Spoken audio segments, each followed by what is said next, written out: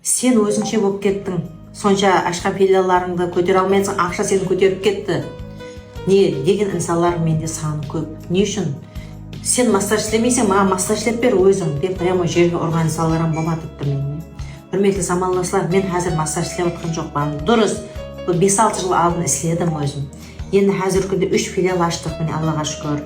3 филиалда специалист қызларымыз, специалист балаларымыз бар. Солардың нәтижесінде ойласқан халда бірге нәтижелер алатырмыз. Осы дәуірге жетіп жатырмыз. Дұрыс айтасыз, өзгердім мен. Өзгермеуге менде ілаш қалған жоқ. Себебі мен жығылған кездері қазір айтып отқан insanlar, аяғыңызбен басып кеттіңіз ғой мен. Аяғыңызбен басып езгілеп кеттіңіз. Жығылған кездерімде сүйеу болып ешкім тұрғызған жоқ мені. Қазірдің өзінде әр түрлі затларды жазып, менің нервыма, маған кесет ететін затларды жазып отырған insanlar жасырын аккаунттан кім екенсін анықтаттым.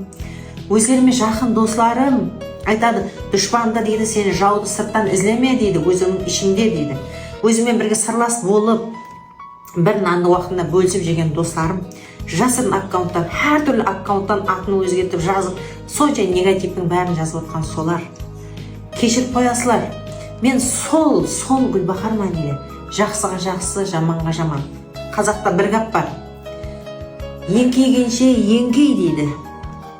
Ол дейді, сен әкеңнің құлы емес дейді. Еңкейгенге еңкей, ол әкеңнің құлы емес дейді. Шалқайғанға шалқай дейді. Ол пайғамбардың ұлы емес дейді.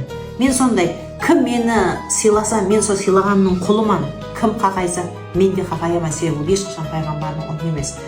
Сондай дәрежеге келдім.